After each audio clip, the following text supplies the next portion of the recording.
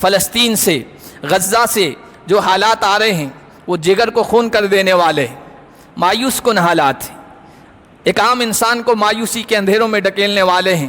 لیکن ان مایوس کن حالات میں بھی بہت سارے لوگ ایسے ہیں جو غزے والوں کی، فلسطینیوں کی ثابت قدمی کی وجہ سے، بہادری کی وجہ سے، ایمان پر جم جانے کی وجہ سے، حوصلے کی وجہ سے، برداشت کی وجہ سے متاثر ہو کر اسلام کے دائرے میں آئے۔ نسلاً در نسلاً جو نابینا بچے پیدا ہو رہے ہیں نا، لوگ پیدا ہو رہے ہیں، ان کے لیے اس نے اسٹیم سیل نامی دوا ایجاد کی ہے۔ اتنا بڑا آدمی ہے، سائنسداں ہے، اور وہ اسی رمضان میں اس نے اسلام قبول کیا۔ اسلام کو اللہ تعالیٰ نے مٹنے کے لیے اور اس کے زوال کے لیے اور ختم ہونے کے لیے نہیں بنایا ہے، یہ تو اپنے جلوے اندھیریوں ہی میں بکھیرتے ہیں۔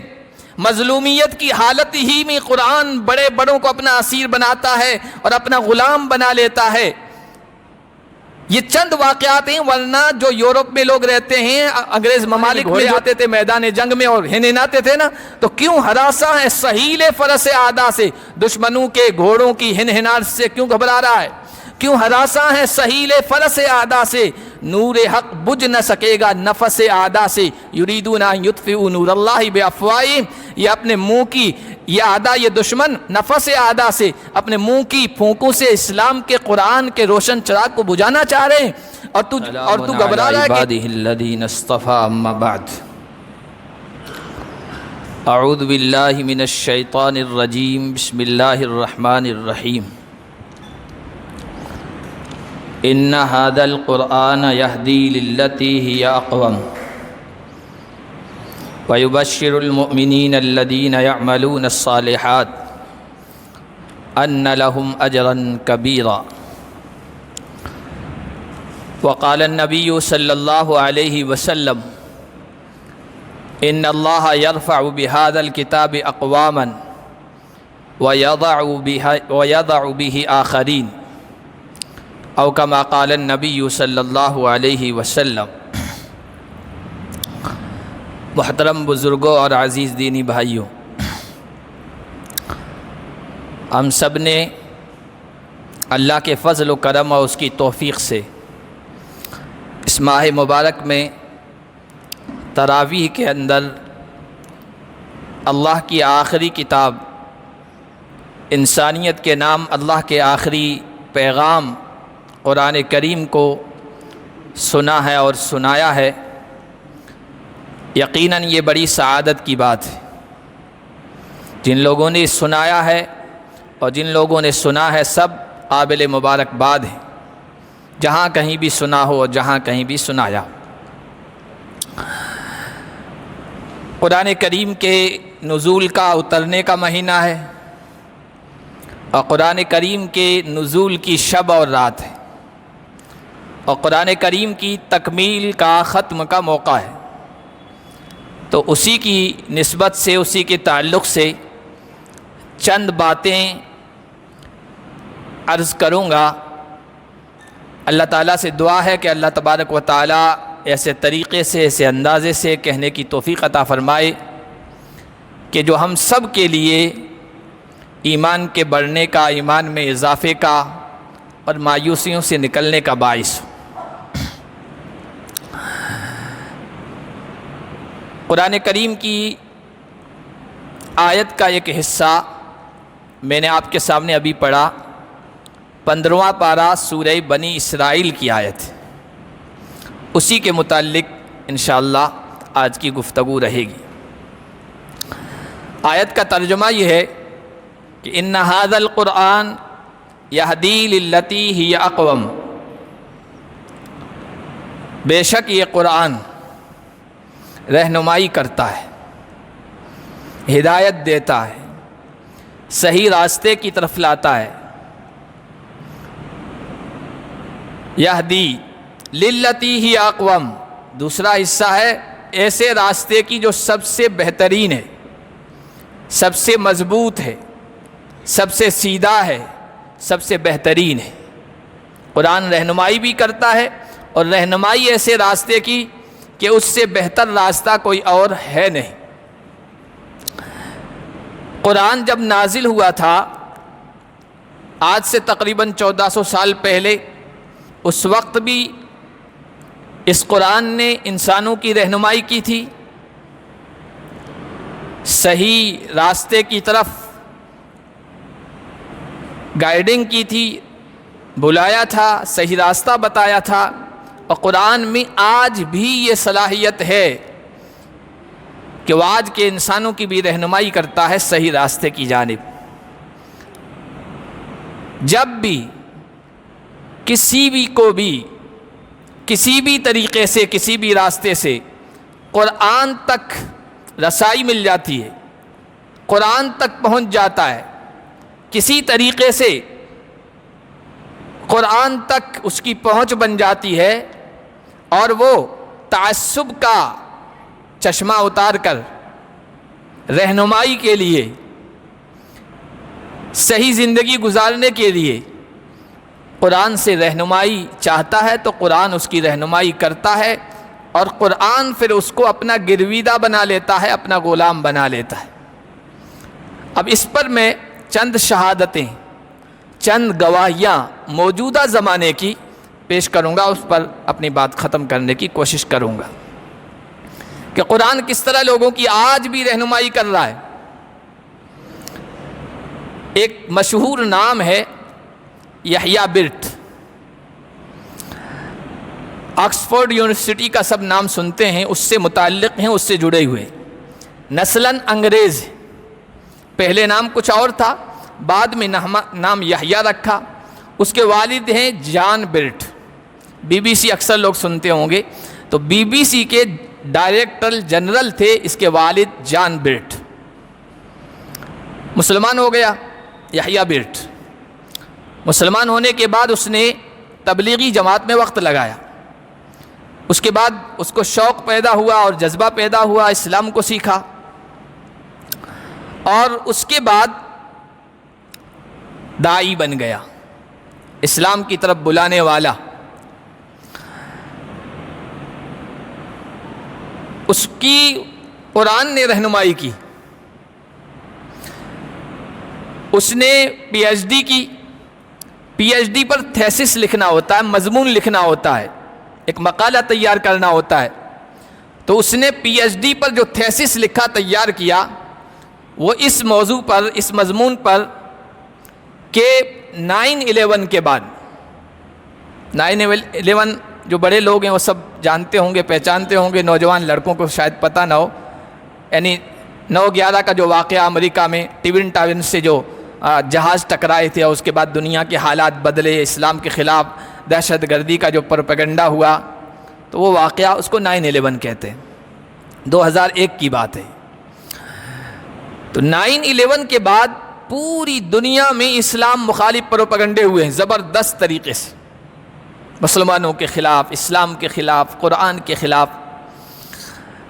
تو اس نے جو مقالہ تیار کیا، مضمون تیار کیا، وہ اس سبجیکٹ پر تھا کہ 9/11 کے بعد سے لے کر 2011 تک، یعنی 10 سال، اس 10 سال کے عرصے میں، پیریڈ میں، جو یورپین لوگ ہیں، وہاں کے باشندے ہیں، باہر سے آ کر وہاں جو رہ گئے ہیں وہ نہیں، جو وہیں کے اصلی باشندے ہیں یورپین، وہ اسلام کی طرف کیوں راغب ہوئے، اسلام کی طرف کیوں متوجہ ہوئے، اسلام کیوں قبول کیا، جبکہ اسلام کے خلاف تو پورا ماحول نفرت کا وہاں تیار کیا جا رہا تھا۔ تو اس کا یہ کہنا ہے، اس نے اس میں لکھا ہے کہ تقریباً 13,000 لوگوں تک میں پہنچا ہوں جنہوں نے اس عرصے میں اسلام قبول کیا ہے، اور وہ عام لوگ نہیں تھے، عام لوگ نہیں تھے، جاہل انگوٹھا چھاپ کہ اس کی برین واشنگ کر دی گئی ہو اور اسلام قبول کر لیا ہو، پڑھے لکھے لوگ،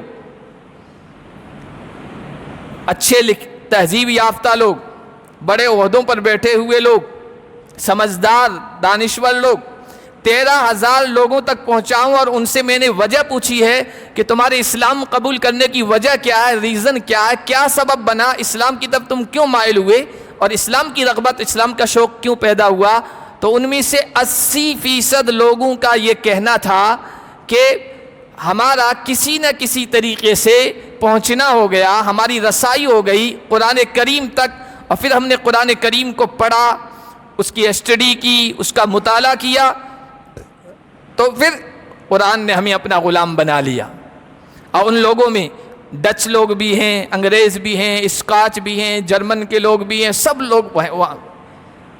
تو ڈائریکٹ قرآن تک جو بھی پہنچ گیا نا، قرآن کے خلاف ماحول ہونے کے باوجود، قرآن کے خلاف پروپیگنڈا کرنے کے باوجود، اسلام کے خلاف نفرت انگیز ماحول بنائے جانے کے باوجود، ایسے حالات میں بھی قرآن نے ان کو اپنا اسیر بنا لیا، اپنا گرویدہ بنا لیا۔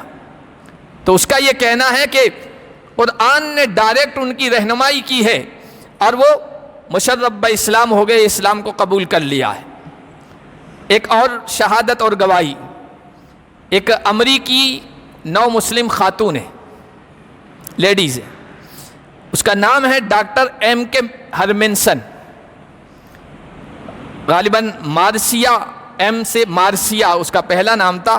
تو اس نے اپنا یہ نام کا ٹائٹل مخفف شارٹ باقی رکھنے کے لیے اسلام قبول کرنے کے بعد وہ ایم برقرار رکھا، مارسیا کے بجائے نام مجاہدہ رکھ دیا، تو وہ ایم برقرار رہا۔ تو ایم کے ہرمنسن ابھی بھی اس کا نام تھا ڈاکٹر مجاہدہ ہرمنسن۔ شکاگو یونیورسٹی سے وہ متعلق تھی اور وہیں اس نے تعلیم حاصل کی۔ بعد میں اسی یونیورسٹی میں شاہ ولی اللہ محدث دہلوی رحمۃ اللہ علیہ کے نام سے ایک شعبہ قائم ہوا، اس کی چیئر پرسن بنی۔ شاہ ولی اللہ محدث دہلوی یہ جب یہاں سے مغلوں کی حکومت ختم ہو رہی تھی اور انگریز آ رہے تھے نا، تقریباً وہ ہمارے زوال کا دور تھا، اس وقت کے شاہ ولی اللہ تھے، دہلی کے رہنے والے تھے، اور اس وقت انہوں نے اسلام کی جو خدمت کی ہے نا، آج یورپ اس پر ریسرچ کر رہا ہے۔ شاہ ولی اللہ محدث دہلوی کو، اور یہ اس بات کی علامت ہے، دلیل ہے کہ اسلام سچا مذہب ہے۔ ہر دور میں اللہ تعالیٰ اسلام کی تبلیغ کے لیے، لوگوں کی رہنمائی کے لیے اس امت کے اندر ایسے علماء، ایسے ربانی علماء، ایسے داعی، اسلام کی طرف دعوت دینے والے، ایسے مفکر، ایسے دانشور کھڑا کرتا ہے جو حالات کے لحاظ سے لوگوں کو اسلام سمجھاتے ہیں۔ تو یہ جو زمانہ آنے والا تھا یہ لاجک کا زمانہ تھا، نماز کیوں پڑھتے ہیں، زکوٰۃ کیوں دیتے ہیں، طلاق کا کیا لاجک ہے، یہ لاجک کا زمانہ تھا، یعنی عقلی اعتبار سے لوگوں کو سمجھاؤ۔ آئندہ دور ایسا آنے والا ہے، تو 150-200 سال پہلے اللہ تعالیٰ نے اسی ہندوستان سے ایک ایسا آدمی کھڑا کر دیا تھا جس نے اس پر کتابیں لکھی۔ شاہ ولی اللہ محدث دہلوی رحمۃ اللہ علیہ کتاب حجت اللہ البالغہ اس معاملے میں آتھنٹک کتاب ہے، بنیادی کتاب ہے، ان سے پہلے بہت کم لوگوں نے ایسا لکھا۔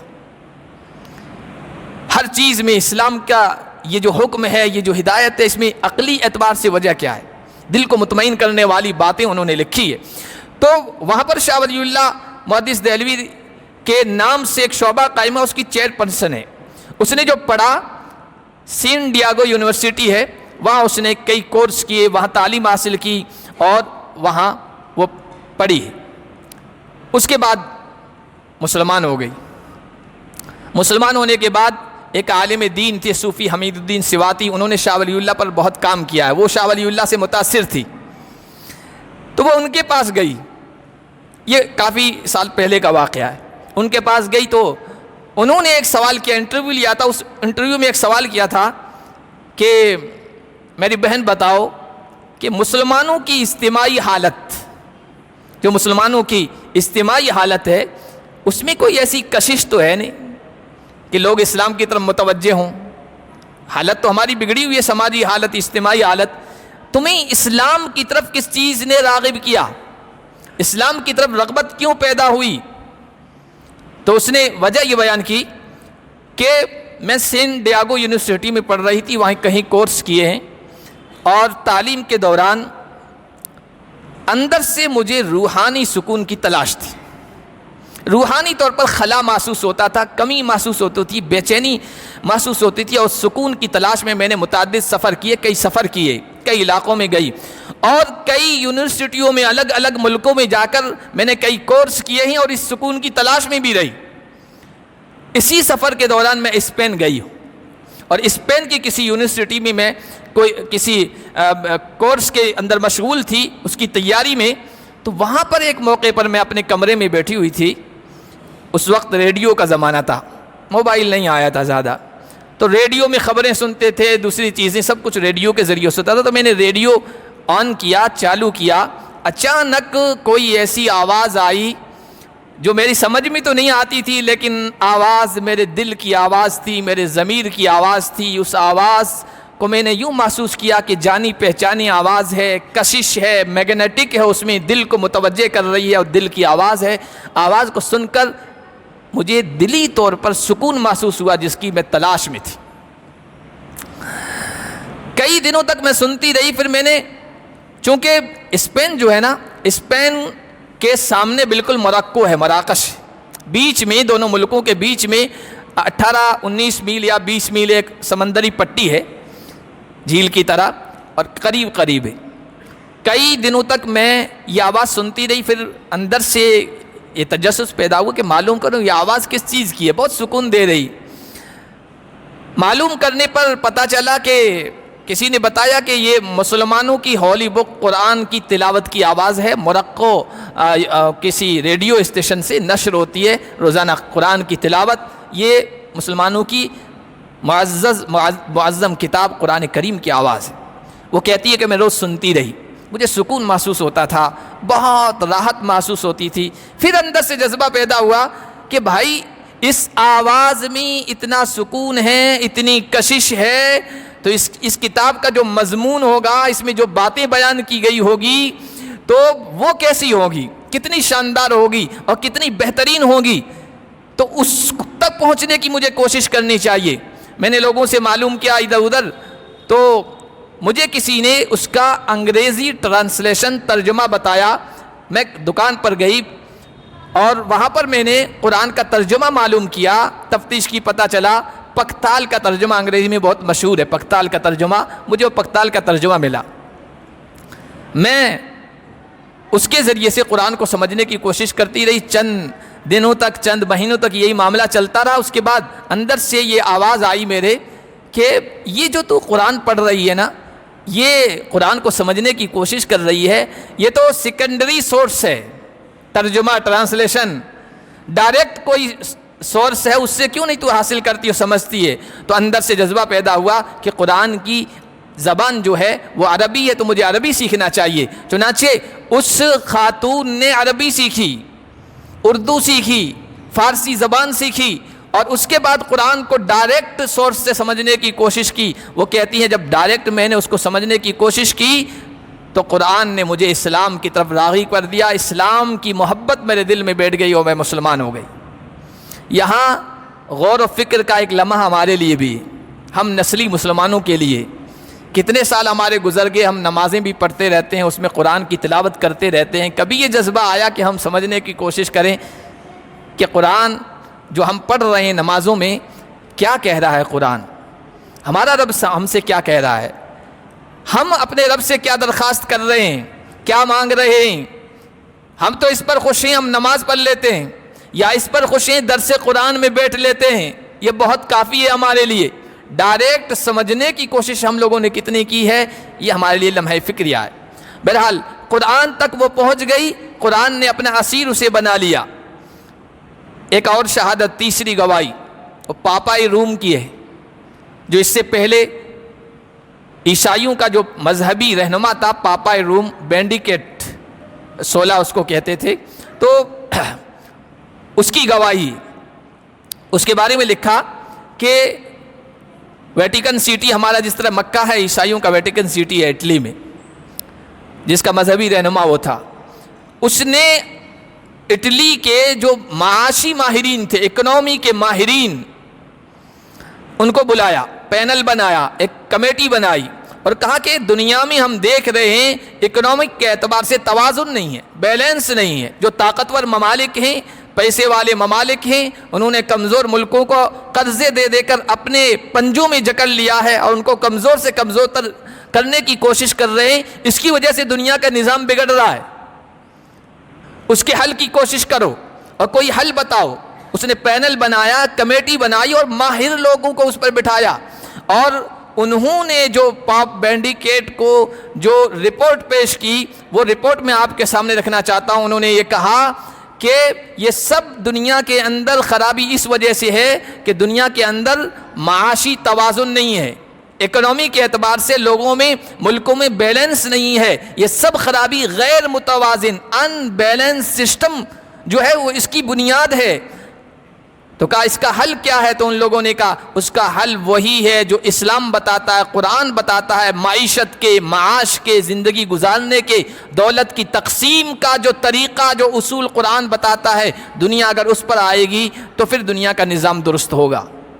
اور قرآن کون سا طریقہ بتاتا ہے؟ قرآن زکوٰۃ کا سسٹم بتاتا ہے. دنیا کا جو نظام چل رہا ہے وہ انٹرسٹ کا ہے, وہ سود کا ہے, وہ بیاض کا ہے. کتنی بھی کوشش کر لو دنیا سے کبھی غریبی ختم نہیں ہوگی, اور یہ جو نظام بگڑا ہوا یہ درست نہیں ہوگا, اس لیے کہ اس میں مالداروں کا پیسہ مالداروں کے پاس غریبوں کا پیسہ جا رہا ہے, اور مالدار لوگ بینکوں سے ہمارے جمع کیے ہوئے پیسے قرض لے کر بھاگ کر عیش کر رہے ہیں, دنیا میں جا رہے ہیں, گھوم رہے ہیں, پھر رہے ہیں. اور اسلام کا جو نظام ہے, جو سسٹم ہے, وہ مالداروں کا پیسہ غریبوں کے پاس آ رہا ہے زکوٰۃ کے ذریعے سے, انفاق فی سبیل اللہ کے ذریعے سے. ایک اور گواہی, شہزادہ چارلس کا نام سنا ہوگا آپ نے, مشہور رہا ہے, کسی زمانے میں بہت تقریری کرتا تھا, گفتگو کیا کرتا تھا, کانفرنسوں میں جایا کرتا تھا. نیو یارک میں ایک کانفرنس تھی. کانفرنس کا موضوع کیا تھا, سبجیکٹ کس سلسلے میں تھی؟ ماحولیات کے سلسلے میں. آج کی دنیا کا جو اصل ایک چیز ہے, سلگتا ہوا مسئلہ ہے, جسے کرنٹ ایشو کہتے ہیں, ان میں سے ایک ہے ماحولیات, انوائرمنٹ. پولیوشن بڑھ رہی ہے, اور کیمیائی جو اثرات ہیں, موسم کی جو تبدیلیاں ہیں, تغیرات ہیں, وہ بڑھ رہے ہیں. یہ کرنٹ ایشو ہے دنیا کا, اور اس پر مفکرین بیٹھتے ہیں, سوچتے ہیں, غور و فکر کرتے ہیں, اس کا حل پیش کیا جائے. دیکھیے ہوا بہت زہر آلودہ ہو گئی ہے, پانی زہر آلودہ ہو گیا ہے, زمین زہر آلودہ ہو گئی ہے, کیمیکل کے اثرات کی وجہ سے ماحول پورا خراب ہو گیا ہے, بیماریاں اسی کی وجہ سے بڑھ رہی ہے. اس کا کوئی حل پیش کیا جائے. تو اس کانفرنس میں شہزادہ چارلس نے بھی, جو دنیا کا ایک مشہور ترین, معروف ترین نام تھا, اس نے تقریر کرتے ہوئے کہا تھا اگر دنیا کو موسمی تغیرات سے بچنا ہے, کیمیکل اثرات سے بچنا ہے, پولیوشن کا کوئی مستقل حل تلاش کرنا ہے, تو اس کو اسلام کے ان اصولوں کی طرف آنا پڑے گا جو اسلام معیشت کے, رہن سہن کے, زندگی گزارنے کے, چیزوں کو برتنے کے طریقے بتاتا ہے, اصول بتاتا ہے. جب تک دنیا اس کی طرف نہیں آئے گی دنیا کو رہنمائی نہیں ملے گی, اور اس مصیبت سے اور اس پریشانی سے کوئی سکون نہیں ملے گا. امریکہ میں نیو یارک کی پولیس کا ایک ڈپٹی چیف تھا جس کا نام تھا مائیکل. پولیس کا ڈپٹی چیف مسلمان ہو گیا, اور وہاں ایک علاقہ ہے بروکلی, اس علاقے میں ایک مسجد ہے, اس کا نام ہے مکی مسجد. مسلمان وہاں زیادہ رہتے ہیں. وہاں آ کر اس نے اسلام قبول کیا. وہاں کے مسلمانوں نے اس کو ویلکم کرنے کے لیے افطار پارٹی رکھی, پارٹی کی دعوت دی, روزہ کھولنے کی, لوگوں کو بلایا اور اس کو ویلکم کہا, استقبال کیا. اس میں اس سے ریزن پوچھا گیا تو نے اسلام قبول کیوں کیا, اسلام کی طرف رغبت کیسے پیدا ہوئی. اس نے کہا کہ میرا واسطہ قرآن سے پڑھا, قرآن تک میری پہنچ ہوئی, قرآن کا مطالعہ کیا, قرآن کو اسٹڈی کیا, اور میں اس نتیجے پر پہنچا ہوں کہ سوسائٹی کے جو سلگتے ہوئے مسائل ہیں, روزمرہ کے جو مسائل ہیں, جو پریکٹیکل ایشو ہیں, پریکٹیکل مسائل ہیں, روزانہ پیش آنے والی جو چیزیں ہیں معیشت میں, زندگی گزارنے میں, ان کو فطری انداز سے, نیچرل انداز سے قرآن کریم جتنا ٹچ کرتا ہے کوئی اور کتاب ٹچ نہیں کرتی ہے. اب زندگی گزارنے کے کیا اصول ہیں, اس نے بتایا کہ رہن سہن کیسا ہونا چاہیے, زندگی گزارنے کے آداب اور طریقے کیا ہیں, کھانے پینا کا طریقہ کیا اختیار کرنا چاہیے, اور پڑوسیوں کے حقوق کیا ہیں, ماں باپ کے حقوق کیا ہیں, اولاد کی تربیت کس طرح کرنی چاہیے, عبادت کس طرح کرنی چاہیے, اور مالداروں کا کمزوروں سے کس طرح کا تعلق ہونا چاہیے, تجارت کس طرح کرنی چاہیے, کاروبار کس طرح کرنا چاہیے, حلال کیا ہے, حرام کیا ہے, جائز کیا ہے, ناجائز کیا ہے, صحیح کیا ہے, ناصحیح اور غیر درست کیا ہے. یہ سب وہ چیزیں ہیں قرآن کے علاوہ کوئی اور چیز فطری انداز سے ان مسائل کو کسی طرح حل نہیں کرتی ہے جس طرح قرآن حل کرتا ہے۔ اسی نے مجھے قرآن سے جوڑا اور قرآن نے مجھے اسلام کی طرف دعوت دی اور میں نے اسلام قبول کر لیا۔ یہ تو چند گواہیاں ہیں جو میں کچھ پہلے زمانے کی 10 15 سال 20 سال پہلے کی، چونکہ کتابوں میں ان پر مضامین ہیں موجودہ حالات میں، جبکہ امت پر کیسے حالات ہیں وہ سب ہی واقف ہیں۔ فلسطین سے، غزہ سے جو حالات آ رہے ہیں وہ جگر کو خون کر دینے والے ہیں، مایوس کن حالات ہیں، ایک عام انسان کو مایوسی کے اندھیروں میں ڈھکیلنے والے ہیں۔ لیکن ان مایوس کن حالات میں بھی بہت سارے لوگ ایسے ہیں جو غزے والوں کی، فلسطینیوں کی ثابت قدمی کی وجہ سے، بہادری کی وجہ سے، ایمان پر جم جانے کی وجہ سے، حوصلے کی وجہ سے، برداشت کی وجہ سے متاثر ہو کر اسلام کے دائرے میں آئے، اور ان کا مشرب اسلام ہونا یہ امت کے لیے مسرت افزا خوشی کا باعث بن گیا ہے۔ ایک مشہور نام ہے، امریکی مصنف ہے، رائٹر ہے، 46 سال کا ہے، اس کا نام ہے جیفری شان کنگ۔ نوجوان ہیں، موبائلوں سے تعلق رکھتے ہیں، ریسرچ کر لینا اس نام کو۔ جیفری شان کنگ اسی رمضان کی پہلی رات میں وہ مسلمان ہوا ہے، اس نے کلمہ شہادت پڑھا ہے، امریکی ریاست ٹیکساس کا رہنے والا ہے، اس کا شہر ہے کاؤنٹی ڈیلاس، وہاں کا رہنے والا ہے، اور اس نے اسلام قبول کیا۔ اس حال میں اسلام قبول کیا کہ سیاہ دھاریوں سے منقش سفید رنگ کا جو فلسطینی کوفیہ ہوتا ہے، فلسطینی نوجوان جو ایک رومال پہنتے ہیں نا خاص انداز کا، وہ اس نے زیب تن کیا ہوا تھا، پہنا ہوا تھا، اور اپنے جسم پر اس کو رکھے ہوئے تھا، اور اس حال میں اس نے اسلام قبول کیا ہے۔ سوشل ایکٹیوسٹ ہے، وہ کالم نگار ہے، سابق عیسائی پادری ہے، یعنی مذہبی عیسائی رہنما ہے، اور اس نے اسلام قبول کیا۔ آپ انسٹاگرام پر دیکھیں گے اس کے 6 ملین اس کے فالوورز ہیں۔ اسی طرح چونکہ اس نے اسلام قبول کیا، اب فلسطینیوں کے حق میں بول رہا ہے، اصلاحی جاہلیت، ظلم و بربریت کے خلاف بول رہا ہے، تو اس کے سارے سوشل میڈیا کے جو اکاؤنٹ ہیں وہ سب بند کر دیے گئے، ان پر پابندیاں ہیں۔ اسلام اس نے ان حالات میں قبول کیا ہے۔ وجہ کیا بنی کہ فلسطینی جبکہ ان کے گھر تباہ کر دیے گئے، کوئی ان کا پرسان حال نہیں، پشت پناہی کرنے والا نہیں، ساتھ دینے والا نہیں، کھانے پینے کے لالے پڑ گئے، پھر بھی اپنے اصولوں پر جمے ہوئے کیوں ہیں، جھک کیوں نہیں رہے؟ ایمان پر ثابت قدمی، اللہ پر توکل، کوئی ایسی طاقت ہے ان کے پیچھے جو ان کو مضبوط بنائے ہوئے، سہارا دیے ہوئے، اور اس سے متاثر ہو کر وہ مسلمان ہو گیا، اس نے اسلام قبول کر لیا ہے۔ اس نے بیان دیا، اس نے کہا کہ اسلام میں ہیومن رائٹس، انسانی حقوق کی جامع اور انقلابی جو ہدایات ہیں، تعلیمات ہیں جو قرآن کے اندر بیان کی گئی ہیں، ان سے متاثر ہو کر میں مسلمان ہو رہا ہوں، اور کہا کہ اب میں امن اور محبت کے مذہب کا انتخاب کر رہا ہوں۔ جملہ نوٹ کیجئے گا، اب میں امن اور محبت کے مذہب کا انتخاب کر رہا ہوں۔ زناٹے دار تماچا ہے ان لوگوں کے چہرے پر جو اسلام کو کہتے ہیں دہشت گردی کا مذہب ہے، نفرت کا مذہب ہے اور انتہا پسندی کا مذہب ہے، اس کا یہ جملہ ایک زناٹے دار تماچا ہے ان لوگوں کی۔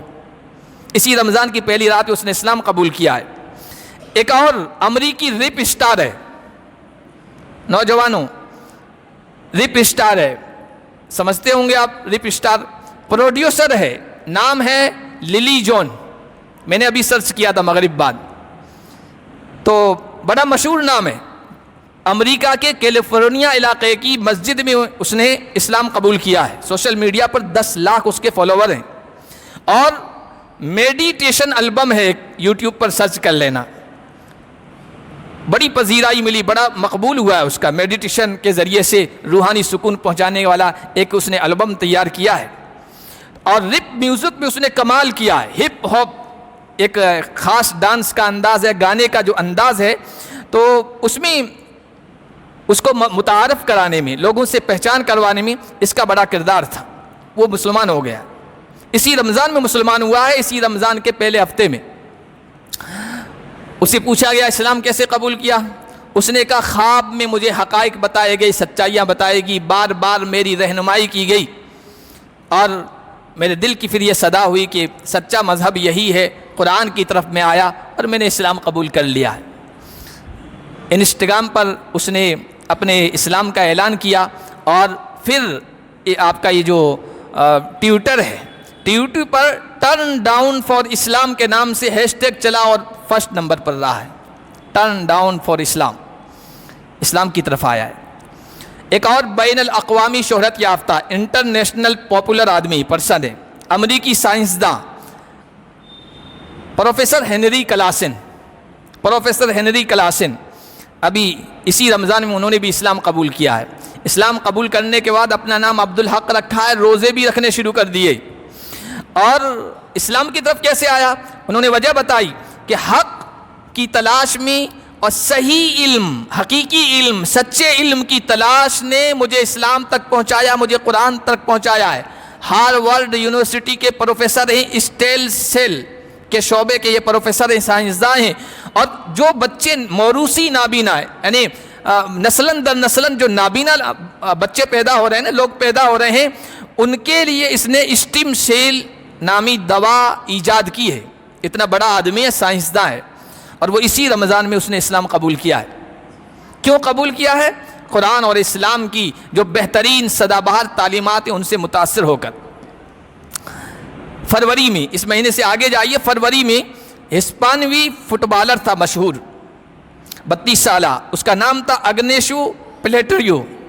2021 میں اس نے اس سے فٹ بال کے کھیل سے الگ ہو گیا تھا، لیکن ابھی اس نے اسلام قبول کیا ہے۔ جوٹا کے نام سے بہت مشہور تھا، بہترین کھلاڑی تھا، قرآن سے اور اسلام سے متاثر ہو کر ابھی اس نے اسی مہینے سے پہلے فروری میں اسلام قبول کیا ہے۔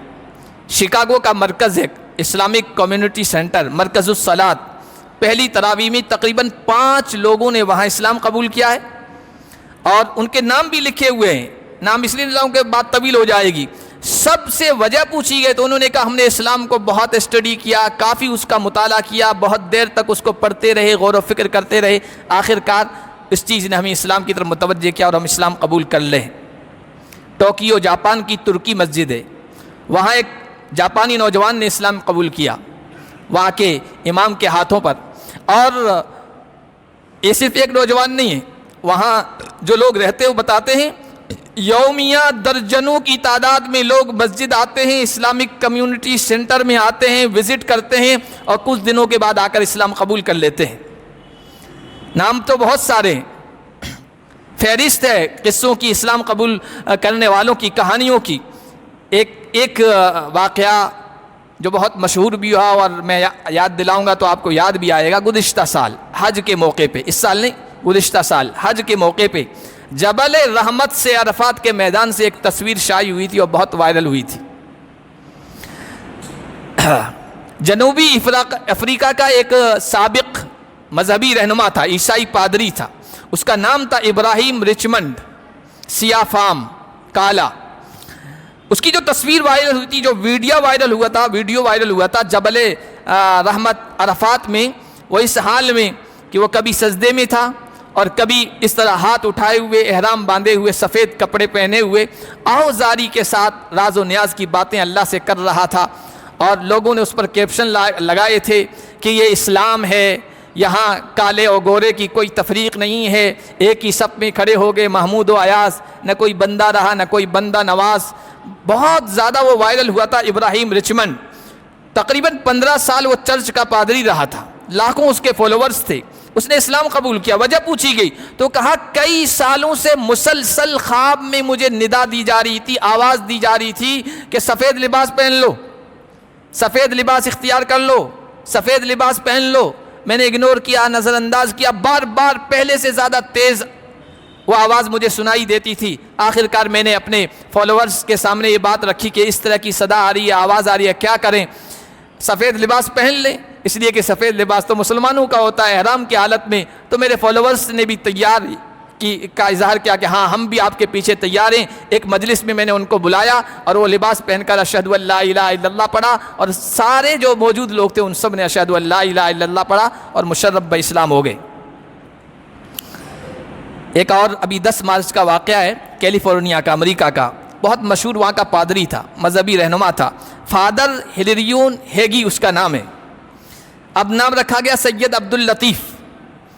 کئی دہائیوں سے وہ اسلام پر ریسرچ کر رہا تھا، اسلام کے بارے میں پڑھ رہا تھا، اور اب پکے ہوئے پھل کی طرح اسلام کے دامن میں آ گیا، مسلمان ہو گیا۔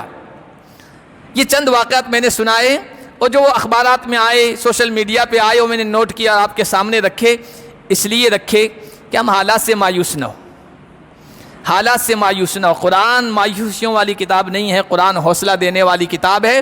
اور حالات کی گھنگور گھٹائیں چھائی ہوئی ہو نا، تب بھی ہم امید کا دامن نہ چھوڑیں، اس لیے کہ قرآن کو، اسلام کو اللہ تعالیٰ نے مٹنے کے لیے اور اس کے زوال کے لیے اور ختم ہونے کے لیے نہیں بنایا ہے۔ یہ تو اپنے جلوے اندھیریوں ہی میں بکھیرتے ہیں، مظلومیت کی حالت ہی میں قرآن بڑے بڑوں کو اپنا اسیر بناتا ہے اور اپنا غلام بنا لیتا ہے۔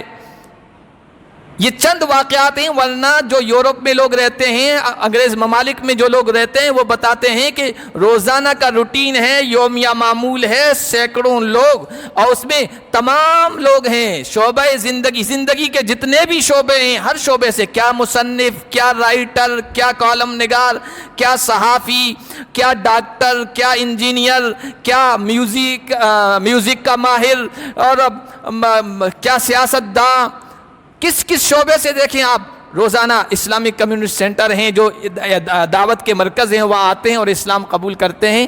ہم مسلمانوں کے لیے اس میں پیغام یہ ہے کہ ہم اپنا کردار نبھائیں اور ہم اس قرآن سے وابستہ ہوں اور اس قرآن سے جڑیں، اس قرآن سے اپنا تعلق مضبوط کریں، اور ان حالات میں حکمت، مصلحت، تدبر کے ساتھ اپنے قول و فعل سے، اپنے کردار سے، اپنے گفتار سے، اپنی چال چلن سے، اپنی سیرت سے، اپنے کریکٹر سے، کہ ہماری زندگی اسلام کا، قرآن کا منہ بولتا ثبوت ہو، ہماری معاملات، ہماری معاشرت، ہمارا رہن سہن، ہمارے تجارت کا انداز، ہمارا کاروبار کا انداز یہ قرآن کے مطابق ہو اور لوگوں کو متوجہ کرنے والا ہو، لوگوں کو اسلام کی طرف راغب کرنے والا ہو۔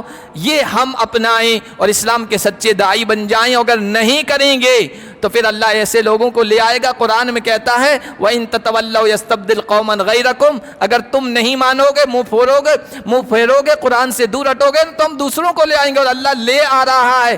اسلام تو نہیں مٹنے والا، ہم ختم ہو جائیں گے، ہو سکتا ہے اللہ ہمیں ہٹا دے میدان سے اور سب سے ہٹا دے، دوسروں کو لے آئے گا، ان کو داعی بنا کے کھڑا کرے گا۔ تو ایک تو پیغام یہ ہے کہ ہم قرآن سے وابستہ ہوں، ہر اعتبار سے ہم قرآن کے ایک عملی نمونہ بن جائیں، قرآن کے لیے، قرآن پر عمل کرنے والے۔ اور دوسرا، حالات سے کبھی مایوس نہ ہونا، حوصلے نہ توڑنا۔ انشاءاللہ انہی حالات میں اللہ تبارک و تعالی فتح کے، نصرت کے، کامیابیوں کی نوید سنائے گا، خوشخبری سنائے گا۔ علامہ اقبال کے چند اشعار پر میں اپنی بات ختم کرتا ہوں۔ علامہ اقبال نے کہا تھا، دیکھ کر رنگ چمن ہو نہ پریشان مالی رنگ جو ہے نا باغ کا، اس کو دیکھ کر ملک کا ماحول، دنیا کا ماحول دیکھ کر پریشان نہ ہو۔ دیکھ کر رنگ چمن ہو نہ پریشان مالی، کوکب غنچہ سے شاخیں ہیں چمکنے والی، کلی چٹکنے والی ہے، اس سے شاخیں نکلنے والی ہے۔ اور یہ جو حالات آ رہے ہیں نا، تو اس وقت بھی علامہ اقبال کے زمانے میں بھی تھے۔ علامہ اقبال نے کہا تھا، تو نہ مٹ جائے گا ایراں کے مٹ جانے سے، نشے مے کو تعلق نہیں پیمانے سے۔ اسلام ہر دور میں زندہ رہتا ہے۔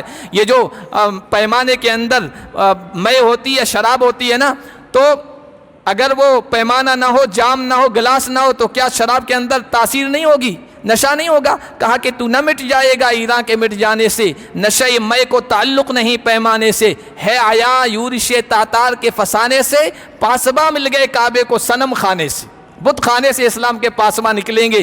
اور ہے جو ہنگامہ بپا یورش یلغاری کا، بلغاری کا، غافلوں کے لیے پیغام ہے بیداری کا۔ یہ جو حالات پیش آ رہے ہیں نا، یہ ہماری بیداری کا پیغام ہے۔ مایوس ہونے کی ضرورت نہیں ہے، امتحان ہے تیرے ایثار کا، خودداری کا۔ تو سمجھتا ہے یہ ساما ہے دل آزاری کا، دل دکھنے کا تو سمجھتا ہے یہ ساما ہے دل آزاری کا، امتحان ہے تیرے ایثار کا، خودداری کا۔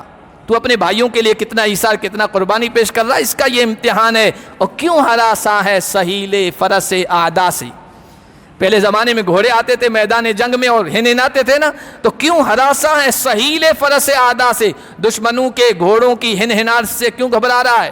کیوں ہراساں ہے سہیل فرس اعدا سے، نور حق بجھ نہ سکے گا نفس اعدا سے، یریدون ان یطفئوا نور اللہ بافواہہم، یہ اپنے منہ کی یہ آدھا، یہ دشمن نفس آدھا سے اپنے منہ کی پھونکوں سے اسلام کے قرآن کے روشن چراغ کو بجھانا چاہ رہے ہیں، اور تو گھبرا رہا ہے کہ یہاں سے مٹ جائے گا، دنیا سے مٹ جائے گا، لوگ کمنٹ کر دیتے ہیں، کوئی بات لکھ دیتے ہیں، اب اسلام گیا، اسلام کا دور گیا۔ میں ایک بیچ میں بات ایسی کہتا تو نہیں، ایک اب کہہ دوں، میرا ایک کلپ اس پر فیس بک پر وائرل ہوا ہے، 16 لاکھ لوگوں نے دیکھا ہے، اس میں حضور کی پیشین گوئی کے بارے میں، اسلام کے بارے میں نے بات کی ہے، 16 لاکھ لوگوں نے دیکھا ہے۔ اس کے نیچے کمنٹس دیکھیں گے نا تو ایسا لگے گا بس اسلام اب ختم ہو رہا ہے، لوگ اس طرح کے کمنٹ کر رہے ہیں۔ تو اسلام ختم ہونے والا نہیں، اسلام تو چھا جانے والا ہے، اسلام غالب آنے والا ہے۔ تو نور حق بجھ نہ سکے گا نفس آدھا سے، پھونکوں کی چراغوں سے یہ نہیں بجھایا جا سکے گا۔ اللہ کا قطعی فیصلہ ہے کہ اللہ اس کو غالب کر کے رہے گا۔ بس ہمارے یہاں کمی ہے کہ ہم قرآن سے جڑ جائیں، قرآن کے پکے سچے داعی بن جائیں۔ سب بھائی ارادہ کرتے ہیں، آج کی مبارک رات ہے، قرآن کی رات ہے، قبولیت کی رات ہے، سب ارادہ کریں، ہاتھ کھڑا کر کے انشاءاللہ قرآن سے جڑیں گے، قرآن کو سمجھنے کی کوشش کریں گے اور قرآن کے پیغام کو عام کرنے کی کوشش کریں گے۔ وآخر دعوانا الحمدللہ رب